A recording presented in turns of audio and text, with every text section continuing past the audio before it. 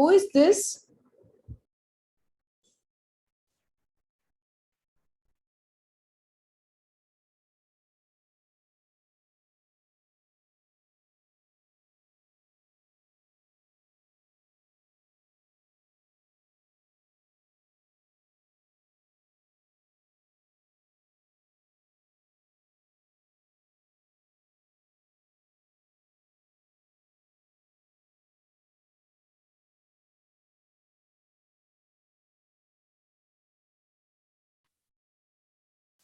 Good evening, ma'am.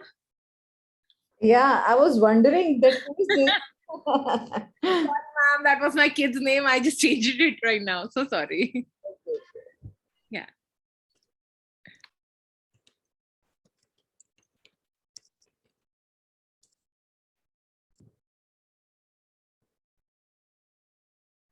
Hello, sir.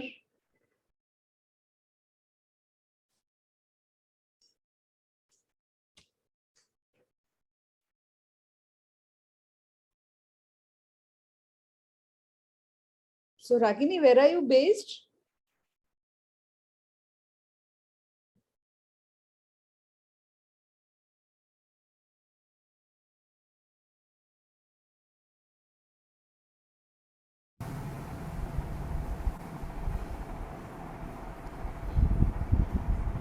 Hi Priya, good evening. Good evening, Dr. Kanan. How are you? Yeah, fine. Yeah, just a minute. Someone. Yeah.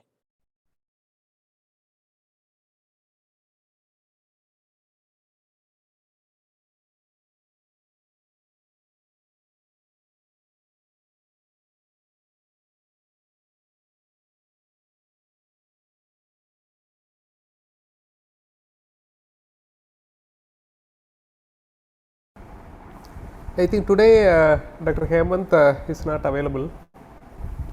Okay.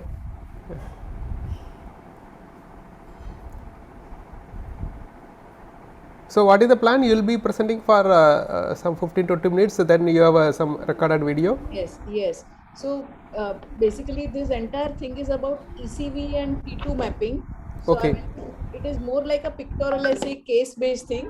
I Yes. think that should be finishing in around 20 minutes. Okay.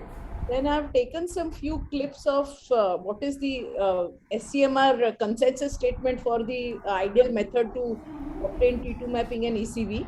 Okay. And then I have one very good talk, which is just from, something related to it by Dr. Fontana, and it is about from the SCMR annual meeting. So in case if time is there, we can see that. It is also 13 minutes talk. Okay. Okay. Mainly parametric mapping, I feel, we need to standardize, and so that now when the patients come for follow-up, we get reproducible results. What is your experience, Dr. Rajesh? Yeah, that's true. That's what now we need to discuss. It is still a lot of variations are there. It's not that much reproducible.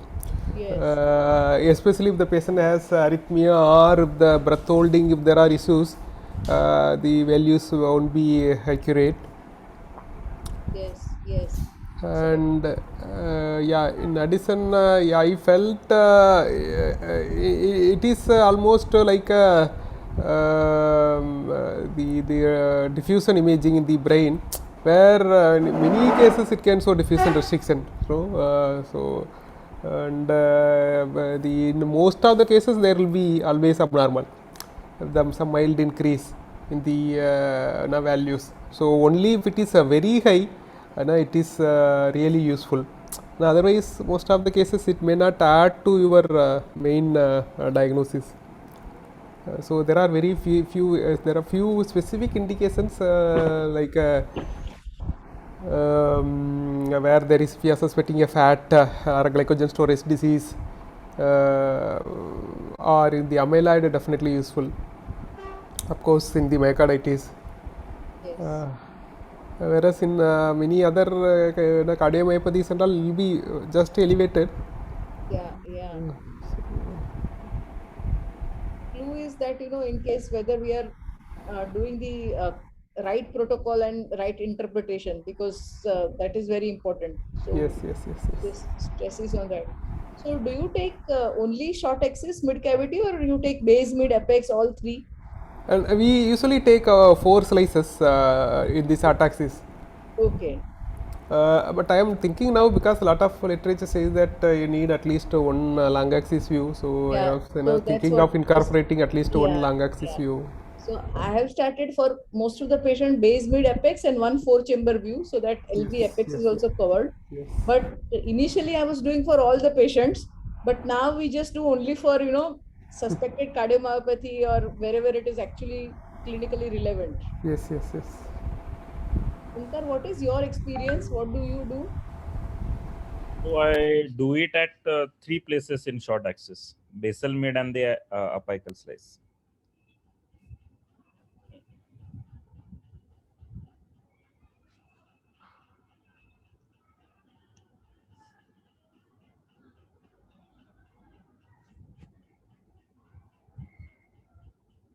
Priya, should we start?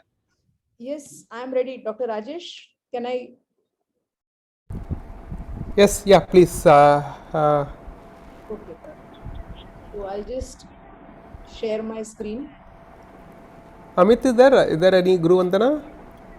No one was there. The moment I clicked on it, just automatically started and went for the recording.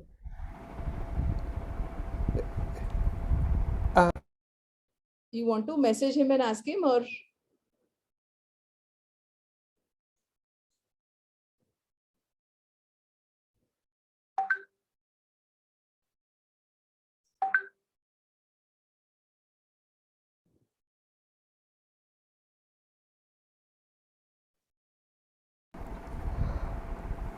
Yeah, so good evening and a warm welcome to everyone. So, as a part of the monthly journal club presentation, today we are going to have a very important and very common topic what we are now using in day-to-day life, that is the myocardial mapping. Using mainly we are going to today concentrate on T1, T2 mapping and the ACV. And how that will be clinically useful in routine practice. And today Dr. Priya Chutkar going to show you a small journal presentation on imaging vignette of myocardial tissue characterization, where combining both ECV and T2 mapping will be useful. So following that, she is planning to show small video presentation from SCMR also. Then I think we can have a lot of discussion at the end. Yes, Dr. Priya, you can start. Welcome everyone to the April month Journal Club meeting. So as Dr. Rajesh said, this is going to be an imaging vignette. It is like more like a pictorial essay, and it is using the myocardial tissue characterization by combining ECV, extracellular volume fraction, and T2 mapping. This was recently published in JACC Imaging. The work is done by Masafumi Kido and the team from Japan. You can see the screen, no? The voice is clear? Yes, you can go ahead. Okay. So basically, as we are aware, the extracellular volume, they are obtained using native T1 mapping value and post-contrast T1 mapping values. The ROI is put in the myocardium as well as the blood pool, and then using those hematocrit adding the hematocrit value, we can calculate the ECV. Now, elevated extracellular volume reflects variety of pathologies, mainly fibrosis, amyloid deposition, extracellular edema or inflammation, and vasodilatation. So most importantly, elevated ECV, whenever ECV is increased, we think of myocardial fibrosis. But when ECV decreases after treatment of cardiomyopathy, it is important to differentiate whether it is because of decrease in just fibrosis or resolution of myocardial edema due to improvement in heart failure. On the contrary, T2 mapping allows accurate assessment of elevated water content in myocardium and reflects both intracellular and extracellular volume. T2 mapping is superior to T1 mapping for assessment of elevated water content. ECV and T2 mapping have complementary roles in myocardial tissue characterization. So this imaging vignette will illustrate few cases that combination of ECV and T2 mapping can be used to divide all the cardiovascular pathologies in 4 different categories. So this is from the article where using the ECV value and T2 mapping value, they have divided the various pathologies into 4 categories. So category 1, when the ECV and T2 are within normal range, as we seen over here, ECV and T2 within normal range. Category 2, when there is only ECV increase, so extracellular volume is expansion, which can be because of fibrosis or amyloid deposition, but here the T2 values will be normal. So this would represent cases like chronic myocardial infarction. So category 2, only ECV expansion, T2 values are normal or just borderline elevated. Category 3, when there is increase in ECV and also increase in T2 values. So there is T2 values are also increased, ECV is also increased. So this will be possible when increase in water content. So it will be intracellular compartment as well as extracellular compartment. And this would represent cases like acute myocarditis. Few cases when there will be just increase in T2 mapping values without any expansion of ECV, this would represent some early stages of chemotherapy related cardiac dysfunction, which would be very reversible pathology and only intracellular edema will be seen. So this is the main take home message or the figure. Now let us see few cases. So these are the cases from the same article. And this is a 35-year-old male with no symptoms. ECG was performed as a part of annual health examination. ECG showed premature ventricular contraction. Echo revealed mild hypokinesia of the LV wall, and hence cardiac MR was performed to rule out cardiomyopathy. So as we see over here, ECV values are 22.9%. They have given their normal reference value as 25.9, and they have mentioned confidence interval, like the normal range is mentioned as confidence interval, which is ranging from 25 to 26.5. So the ECV values, as you see over here, they are normal. T2 mapping values are 41.4, and their normal values range from 44 to 48. So even T2 mapping values are normal. So this patient suspected cardiomyopathy has normal ECV, normal T2 values. So it will be category 1. This case will belong to category 1, and there is no evidence of cardiomyopathy. Moving on to next case.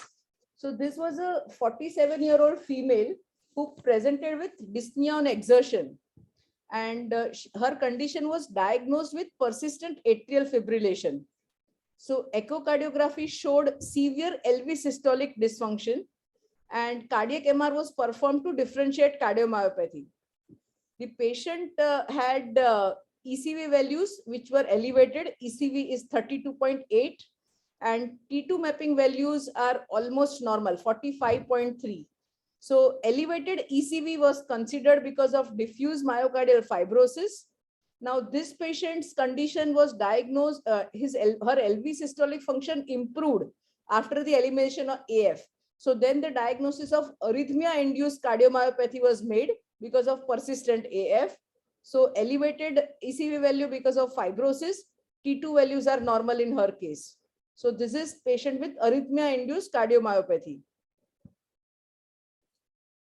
Moving on to next case, 78-year-old male with TTR amyloidosis. So this patient had surgery for carpal tunnel syndrome before 5 years. ECG showed complete left bundle branch block. Echocardiography showed LV wall hypertrophy. Blood test did not reveal any presence of monoclonal protein. This is how they have completely worked up the case. Technetium pyrophosphate scan revealed diffuse intense myocardial uptake. This was suggestive of TTR type of cardiac amyloidosis. CMR was performed to evaluate the cause and as a baseline marker for the TTR amyloidosis. And the ECV values, as you see over here, they are significantly high, 63%. The normal values were in the range of 25 to 26.5. Here, there was no T2 prolongation. As you see over here, the T2 values are 43.8. They are within the normal range. So significant ECV expansion is because of amyloid deposition in the extracellular space. So this case belongs to category 2, where only ECV expansion, T2 values are normal. So this is a very classical feature of cardiac amyloidosis.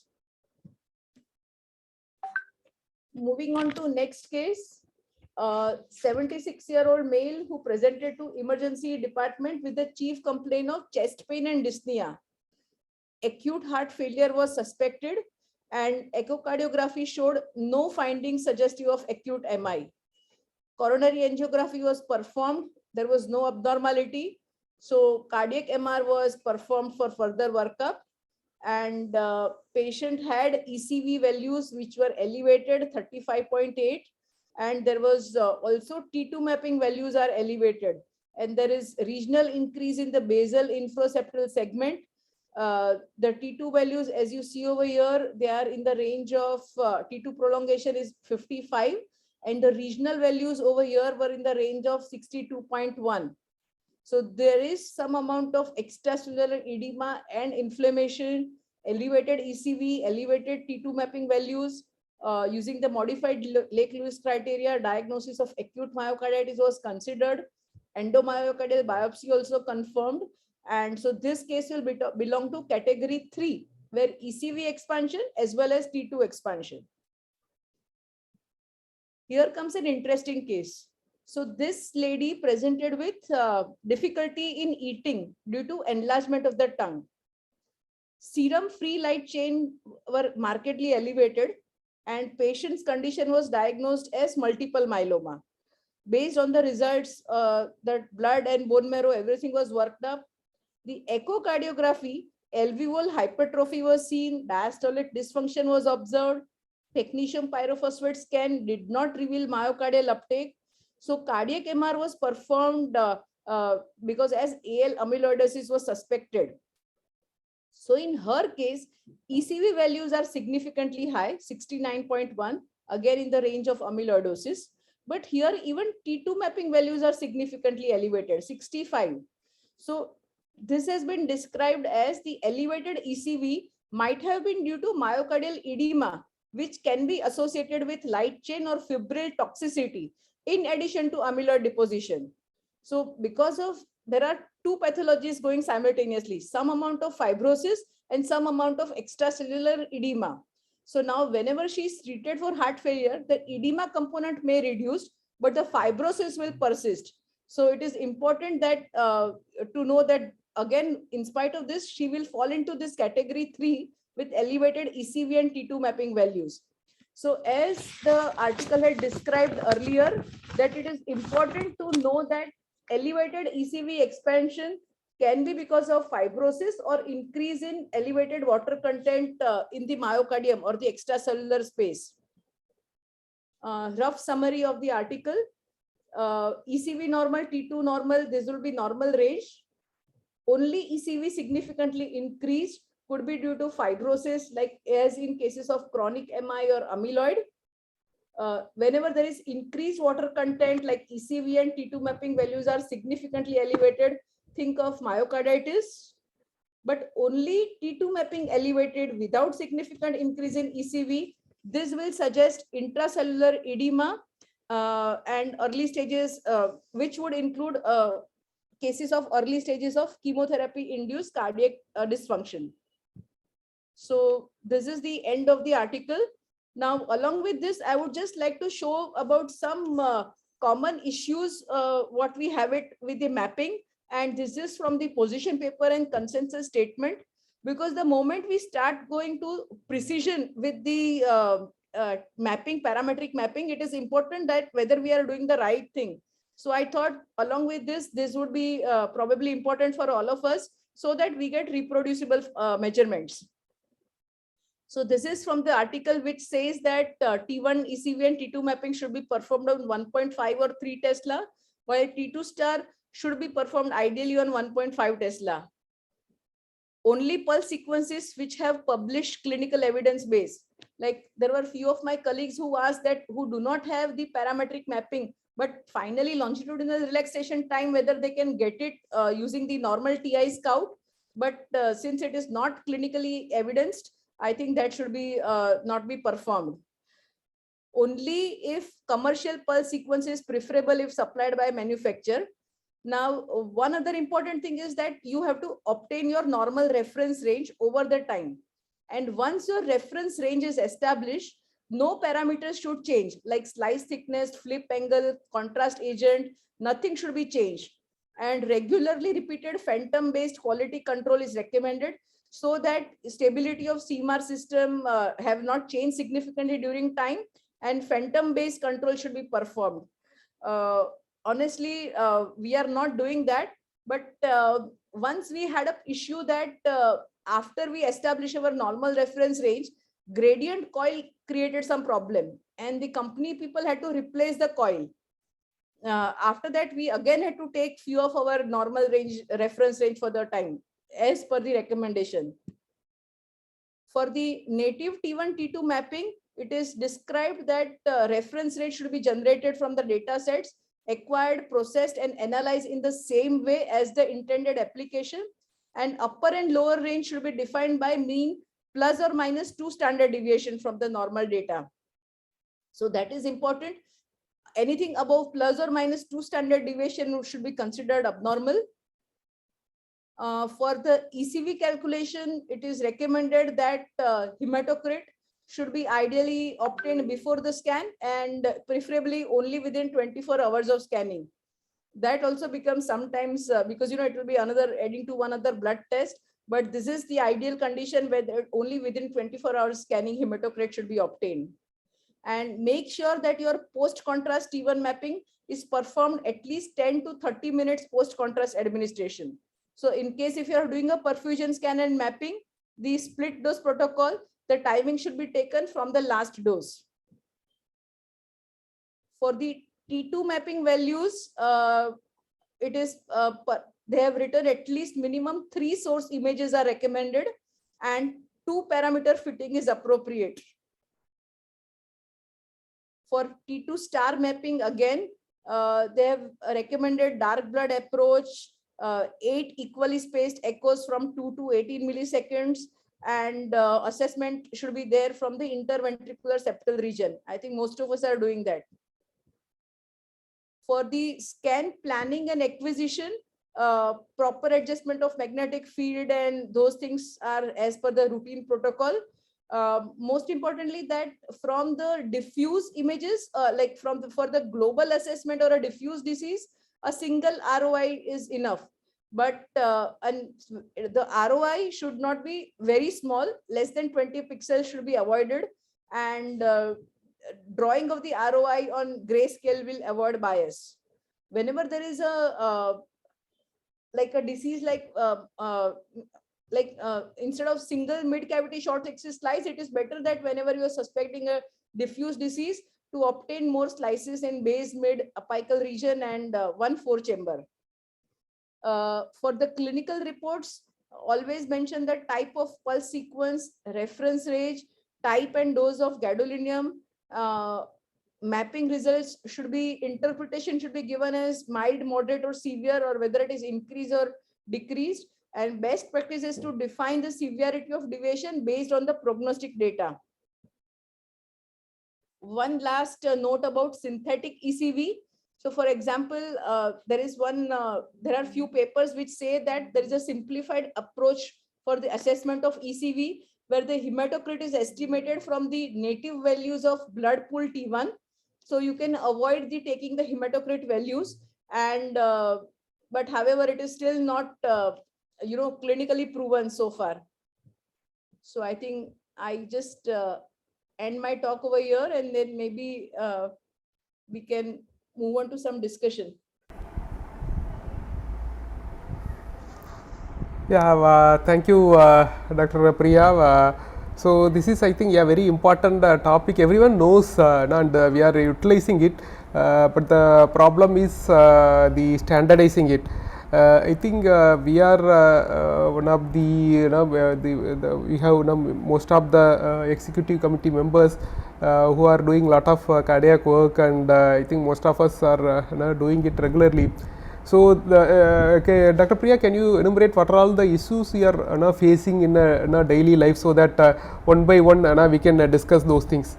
So one thing is that I work on 3 Tesla machine.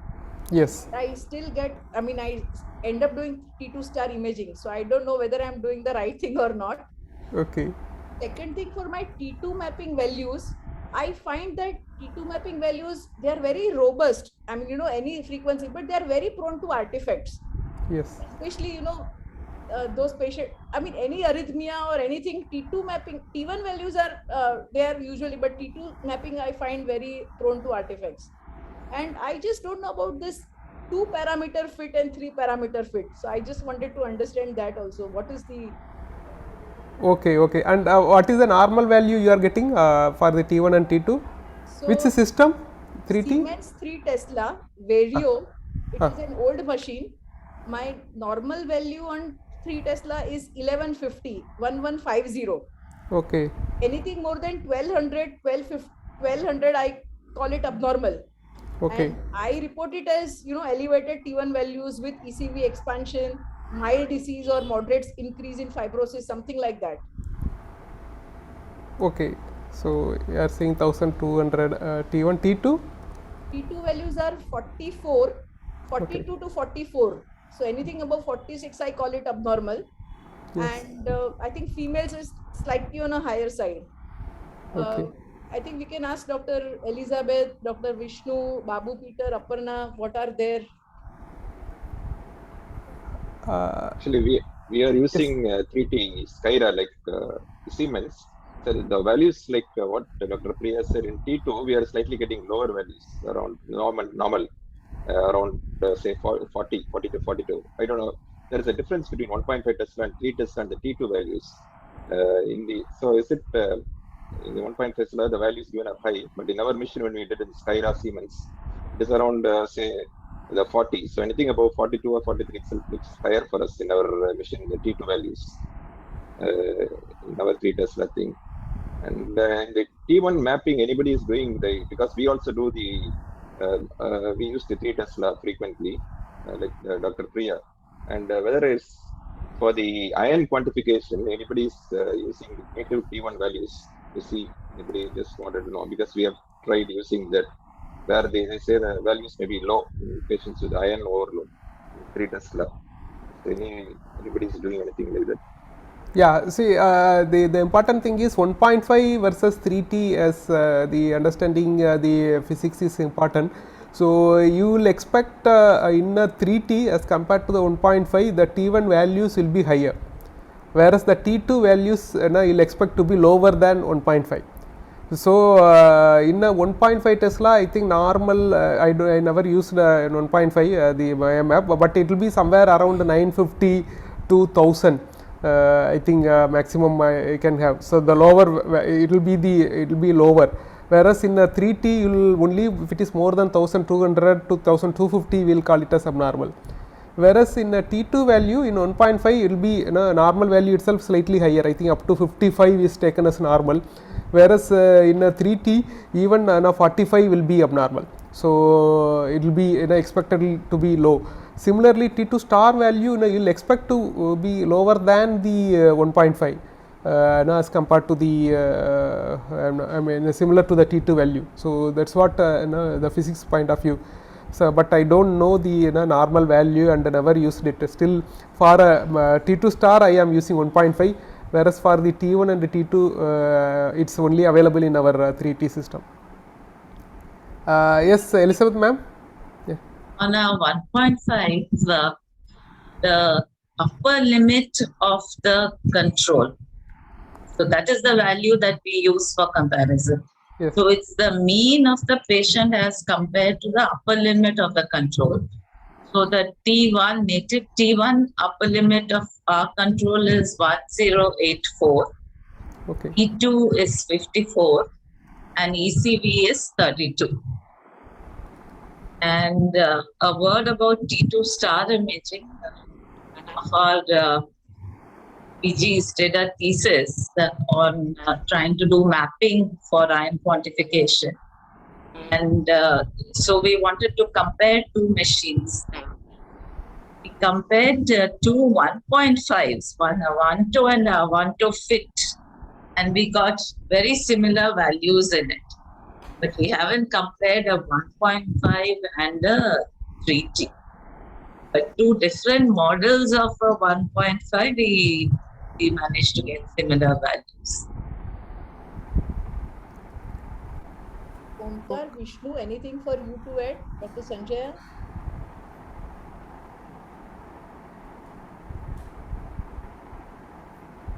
So my native T1 values are a little bit higher than you got. So I have a 3 Tesla Philips machine, and I got the value ranging from 1100 to 1280. 1280 was my upper standard. So whatever comes above 1300, I give it as an abnormal or increased T1 value. And as far as T2 mapping is concerned, it's a similar. Around 40 to 43 is the normal value for T2 mapping. And T2 star, I am doing on 3 Tesla again. I did not have option before. Now I have a 1.5 Tesla option. It was just recently launched. So maybe I'll start on 1.5 T again.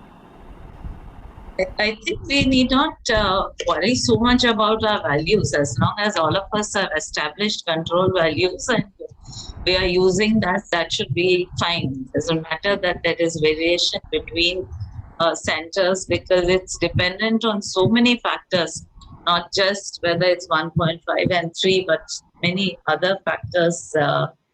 I have a question for you, Priya. Why didn't this article look at native T1 values? Why did it only look at ECV and T2? So I think extracellular volume expansion, that is what probably they wanted to compare. And I think for the assessment of fibrosis, definitely ECV has more prognostic value to compare rather than native T1. The native T1 may change because of certain things. Here that comes the, I think the main thing is that these patients, when they come for the follow-up and to prognosticate whether they are improving or not, ECV values are given a lot of importance. So that is why probably they have considered ECV with T2 mapping. That is what I think. If you have any. Okay, what I was just thinking is to get ECV, they would have to do post-GADO T1, which means they would have done a pre-GADO T1 also. They might have as well have looked at the data and let us know what was the comparison between native T1 and ECV. So I think here basically they wanted to check is the extracellular volume expansion. Dr. Johan, maybe I think most of the disease, I think all the treatment is based that, whether they are reducing the ECV extracellular amyloid deposition. I think that is what is the main crux. Dr. Johan, anything to add? Yeah, I mean, just to share, I think Vishnu has our experience, I think is available. So our experience with the T1 is similar to what has been talked about.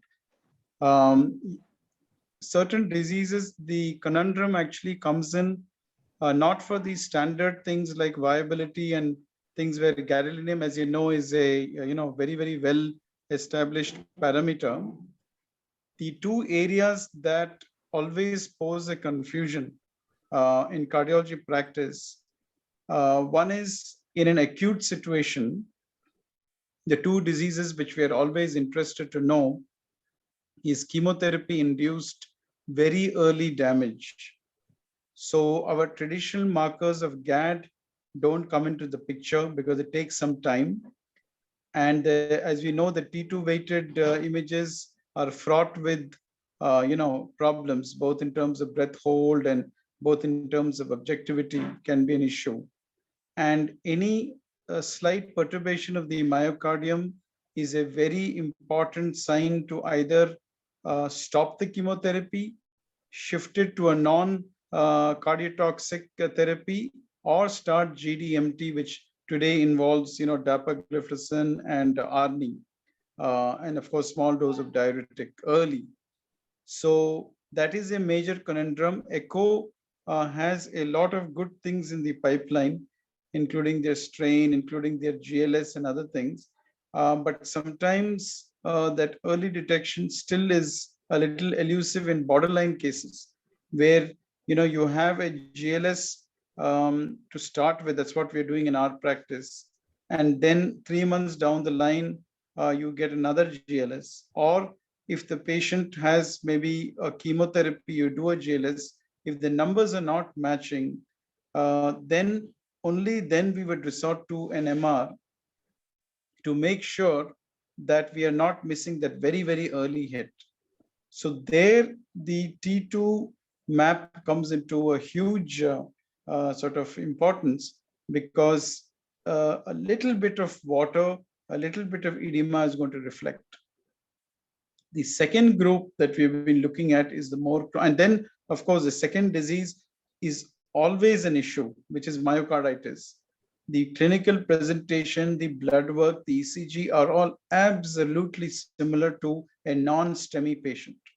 You get drop T elevations, you get some BNP elevations, you get a thin film of pericardial fluid, you get ECG changes, chest pain, everything is similar, and all are young patients generally. The viral illness may be uncovered. So the earliest thing that you can get in these patients, and we take them for an angio also, by the way, because the drops are elevated and generally they are normal or mild disease, doesn't explain the clinical syndrome, and then they come to the MRI. So there are traditional parameters like GAD and the traditional T2s have not been forthcoming in terms of giving us that early picture, and that is where T2 map has been very useful for us. In the cross, so again, so this is the reason why T2 is especially important for us. In the more chronic space, the biggest disease which has been eluding us in terms of diagnosis and for which we have been doing EMBs for the last decade is amyloidosis. And because the associated things, your pyrophosphate scan could be negative. Even if you have an ATTR, there are some subtypes where the pyrophosphate scan is either negative or it is equivocal, so we don't know. The light chains and the bone marrow biopsy again are negative if it is ATTR. So both ways we are missing. And if you don't have a good tech, and if you don't have a person sitting with the tech, there is 8 out of 10 times you're going to miss the diagnosis completely with GAD because of the timing and the amyloid movement in and out. So this is a place wherein, because we have some new drugs in the pipeline, and now there is a drug available now with Pfizer, which is available on a humanitarian basis. And I believe in 3 months, we're going to get that drug into India. You're actually going to have a lot of interest in the disease, because once you have a drug which can actually unlink those cross polymers in ATTR patients, then to pick up the disease is going to be very, very important, because a drug costs a lot of money and the industry is pushing that drug to be used. But you can't use the drug if you're not going to make the diagnosis. And you can't use the drug if you don't have a way to say that something is getting better. So it is this industry push which is now telling us that look at ECVs better. And I think if there is one disease where the ECV is a very important parameter, or rather is paramount, it's none other than amyloidosis. So T1, for example, if you look at the spectrum of T1s, there's a lot of overlap. There is a overlap with iron. We don't use it for iron because with the 1.5 Tesla, I'm pretty comfortable with the T2 star. So I don't need T1 to look at iron. And Fabry's disease has its own set of very specific morphological characteristics. And it has a nice enzyme that we regularly check when we are suspecting that kind of a syndrome. So again, the T1, unless you're really pushed and you have a very borderline case, we don't require. In the opposite spectrum, the disease which it really shows a high T1 is nothing but an acute myocardial infarction, for which you really don't need an MRI or a T1 to talk about.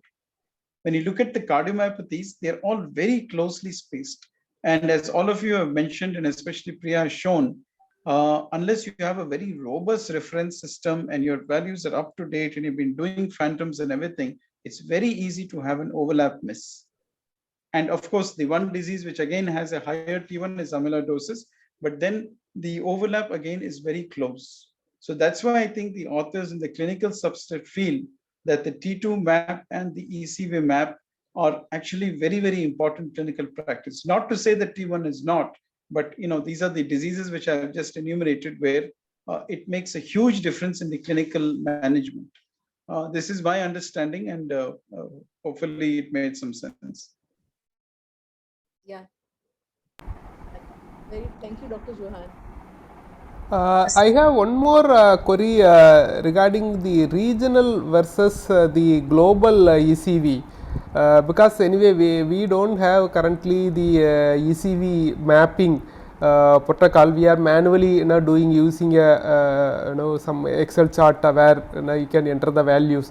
So it is anyway not possible to get a global ECV in that. Dr. Elizabeth ma'am, do you have done any study or compared the regional versus the global ECV, and how useful the global, or do you have find it a lot of variations between the regional and the global ECVs? We had ECV map software from Siemens for some time, which we were using. It's convenient.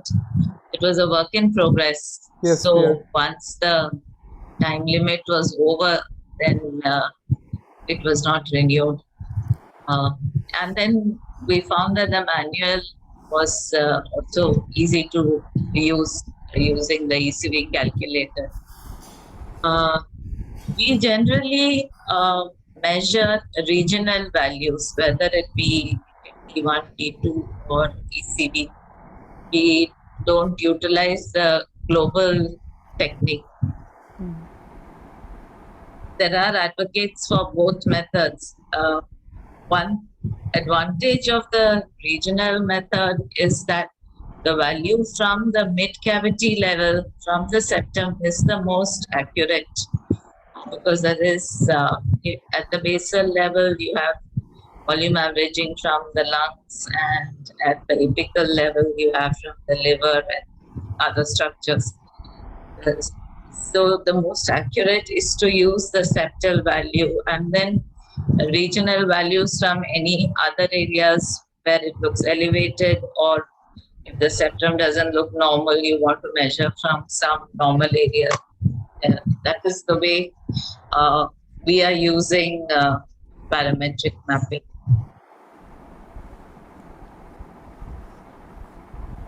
Yeah, so that is anyone else is using the ECV map? Do you have the, I don't know, anyway Siemens people don't have, still it is work in progress only. I think Philips has the ECV map, no? Anyone using that? I have that software which gives you segment wise ECV map calculation. Okay. So that is really helpful in whenever there is a regional local involvement. Okay, okay. And what is the cutoff you are using for the ECV? 26 Okay. to 27. Okay, okay. Yeah. Yeah. Yeah, I had a doubt in your second last slide, where it was a case of AL, amyloid. Yes. The T2 mapping value was elevated, but they wrote edema negative. I was wondering why it's written as negative. So basically, Or the minus stands for something else, maybe. See, in that patient, what they have written is elevated ECV value, normal values they have mentioned, T2 map, prolonged T2 values, the elevated, no, it is T2 is prolonged. There is myocarditis. Yeah, the value is prolonged, but in your slide, in brackets, it was minus. So, yeah, I'm wondering what that minus stood for. Okay, so maybe here what they mean is because of the light chain or fibril toxicity in addition to amyloid deposition. So that was something strange, that ECV values were elevated and T2 mapping values were also elevated in cases of amyloid. So probably here what they mean is it's not like myocarditis causing the elevated T2 values. It is because of the toxicity in addition to amyloid deposition. Dr. Johan, any clue?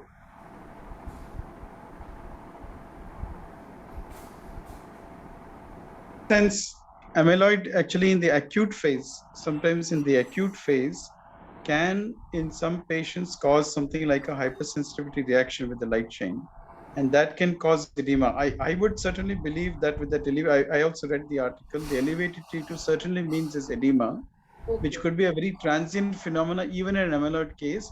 Although amyloid by nature of the disease is a slowly progressive degenerative disease, which means it's going to have a high ECV and a low T2, but there will be instances, especially in the AL variety, where you might get these acute kind of inflammatory things, which is transient, and therefore the T2 will be positive as well in some situations.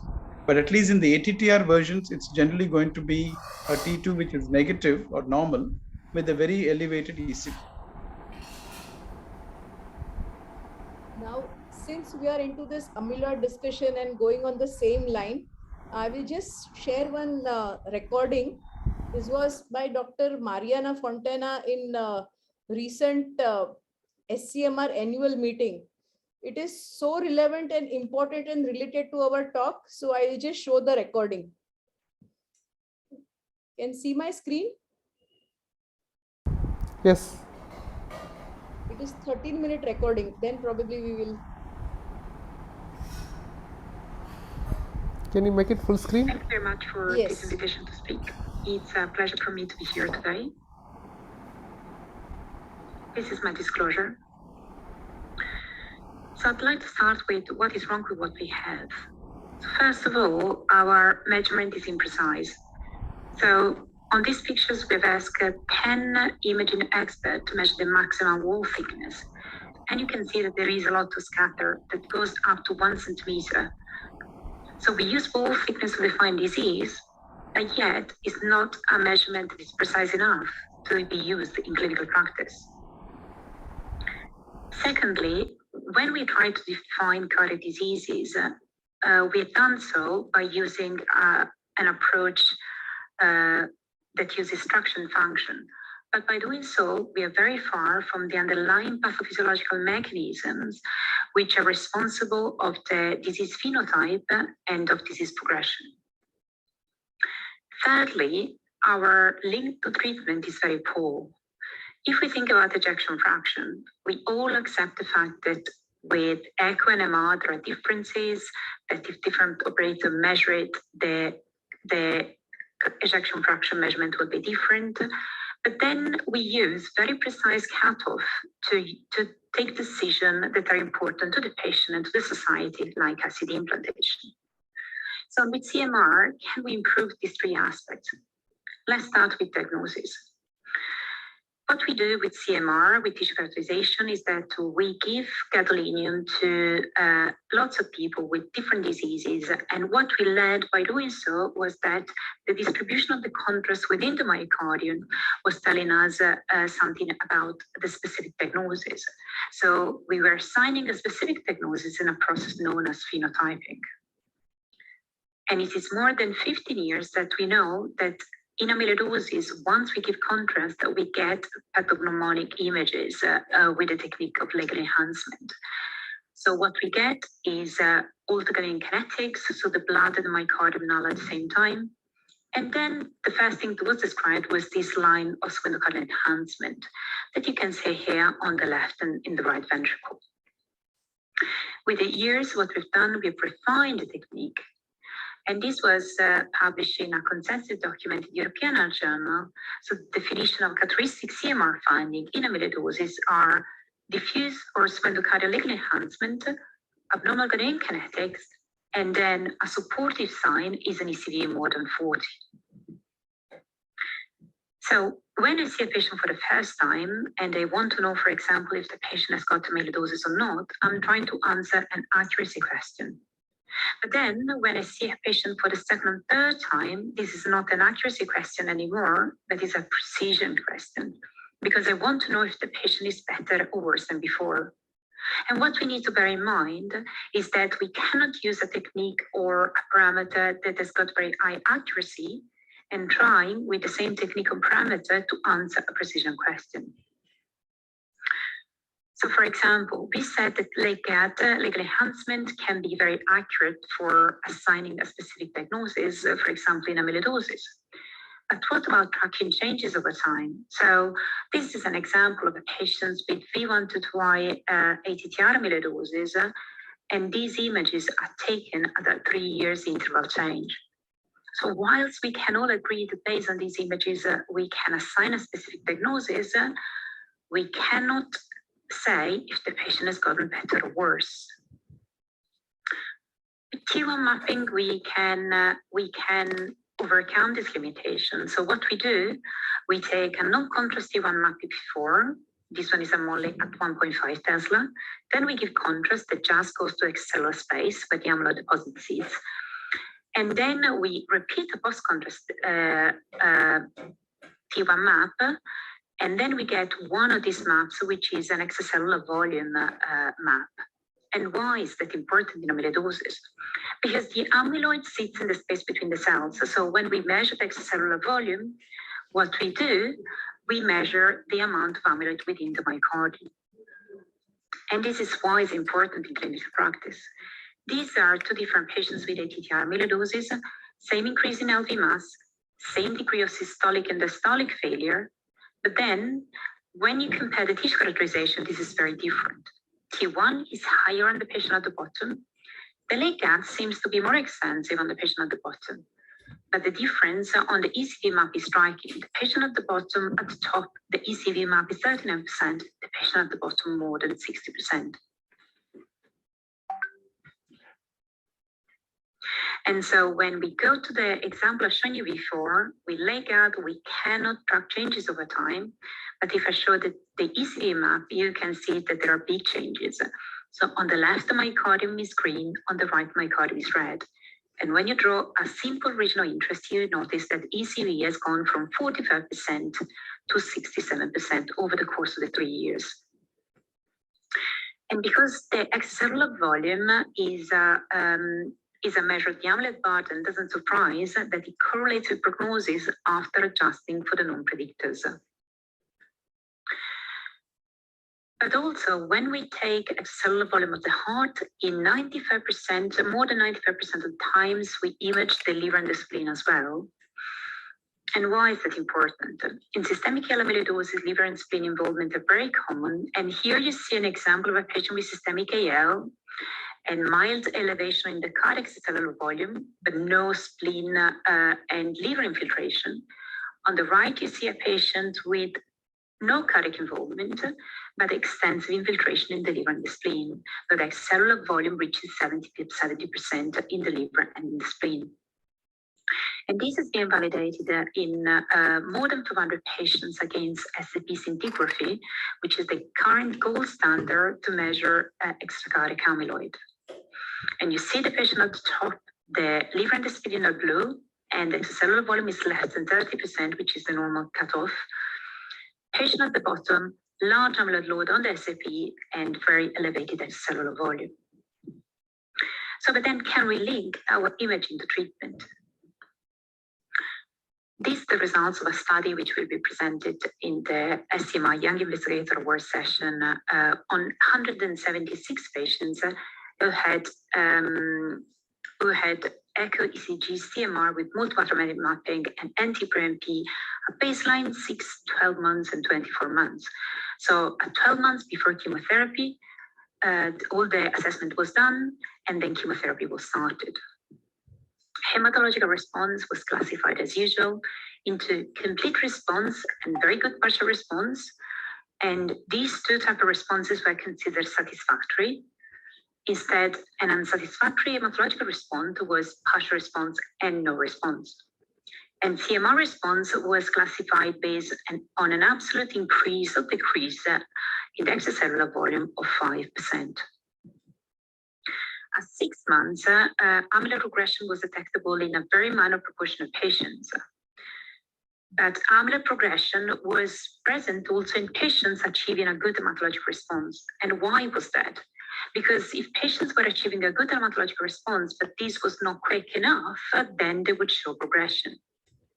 And this is an example of progression. You can see T1 goes up, then we can start to see altogether kinetics, and the ECV goes up as well. What about 1 year? At 1 year, 22% of the patients had evident regression. And importantly, all patients with regression were in a good hematologic response. So you need to switch off the production of amyloid to get regression. But this is not enough. The hematologic response doesn't tell you the whole story because only a proportion of the patients in a good hematologic response regressed. This means that CMR is really giving you additional information on top of the free light chains. And at 1 year, the percentage of regresses even went up even more, close to 40%. And again, all patients with amyloid regression were in a good hematologic response, but this wasn't enough. And this is a nice example of regression. At the top is baseline. You can see that the scan has got all typical features of amyloidosis. Erased T1, altogether kinetics, transmural late GAD, and increased ECV. But at 6 months, which is the row after, you can start to see decrease in T1, the GAD becomes myocardial, and the ECV decreases. But 1 year after, there is almost complete regression of late GAD and very significant reduction in T1 and ECV. But most importantly, the degree of reduction in extracellular volume independently correlated with prognosis after adjusting for non-predictors. So to assess treatment response, MRI gives you additional information on top of NT-proBNP, hematologic response, and strain measurement. But what about ATTR amyloidosis? Can we track changes? This is a study on 16 patients on patisiran and 16 control. What patisiran does in ATTR amyloidosis is that it switches off the production of amyloid by 85%. Patients were scanned at baseline and then 12 months after. Together with the CMR scan, the patients underwent blood biomarkers testing, 6-minute walking test, and echocardiography. The echocardiographic assessment was very broad, including structural, functional parameters, systolic, diastolic function, and also strain measurements. There was no change at 1 year after treatment with patisiran. But what about the NT-proBNP, a 6-minute walking test? Patisiran was typically associated with a fall in NT-proBNP and an increase in the 6-minute walking distance after 12 months of treatment. But this patient had a mixed phenotype with peripheral neuropathy as well. So improvement in 6-minute walking test, for example, could have been due just to the increase in the improvement in the peripheral neuropathy, which is proven to be associated with patisiran. And what about extracellular volume? ECV was typically associated with a reduction, patisiran was typically associated with a reduction in ECV with an adjusted mean difference between group of minus 6.2%. So a group of the patients who had treatment with patisiran got a reduction in ECV, which was in keeping with amyloid regression. And this was the first time that was described in patients with ATTR amyloidosis. And this is an example of regression. You can see that at the top is the baseline, the myocardium is green. 12 months after, lots of blue dots start to appear into the myocardium that do correspond to a reduction in the extracellular volume in keeping with a reduction in the amyloid deposits.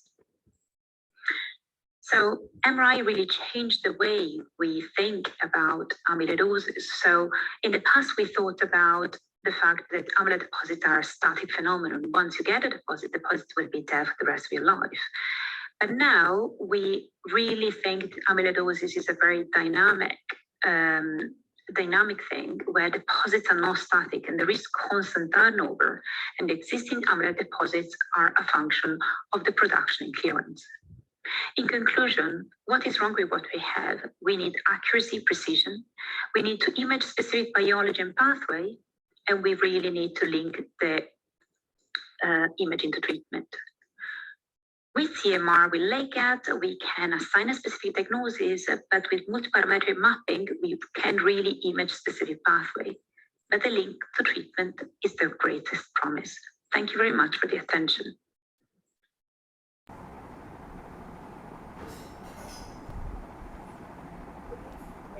I think very well given. Thank you, Priya. I think that was very, very lucid, and I think it put a lot of things that we were talking about in perspective. As I said before, the availability of the drug is now driving us to make the diagnosis, to look at the prognosis, and also the the change from treatment.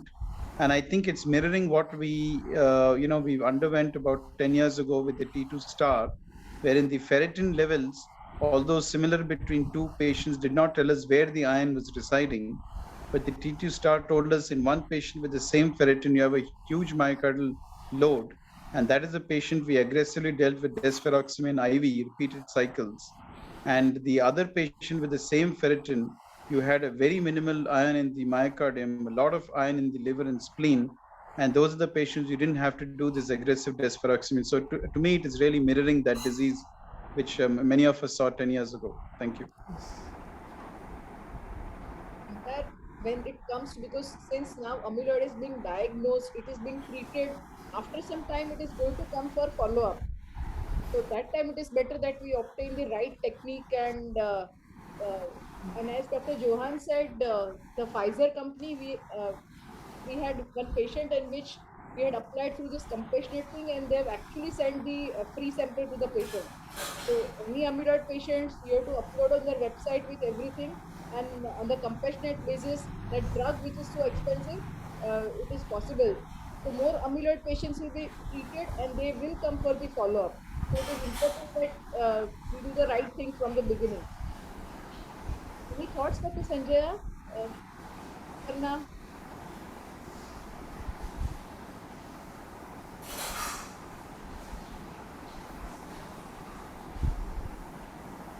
Yeah. So, are any other? Thank you, Priya. Yes. No, I'm just trying to do this in the middle of my work, so I haven't been able to contribute. But I think at least as far as Satyasai is concerned, we are still in the initial stages of understanding everything that you guys have had tremendous experience. It's really wonderful to hear that so many of you are doing so many nice things. And Johan, as always, your clinical perspective has been really very valuable for us. So I have nothing more to add. Thank you.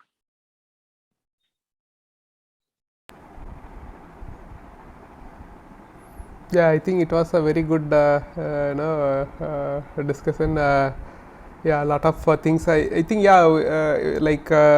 the presentation we can use the same T1 T2 mapping. Always the liver and spleen are included. Just we can put on more ROI and we can use the same thing. Only thing is I don't know whether what is the normal T1 T2 value, but I think ECV is nearly same. Like whatever we are using for the cardiac, say 27 or 30%. So that also now we can incorporate and see how it useful. Yeah, if there are no more queries or discussions, shall we close it? Yeah. So thank you, Priya. So very nice presentation. So we'll meet next month. Thank you all. Good night. Bye. Good night. Thank you, everybody, and thank you, Priya, especially. Thank you.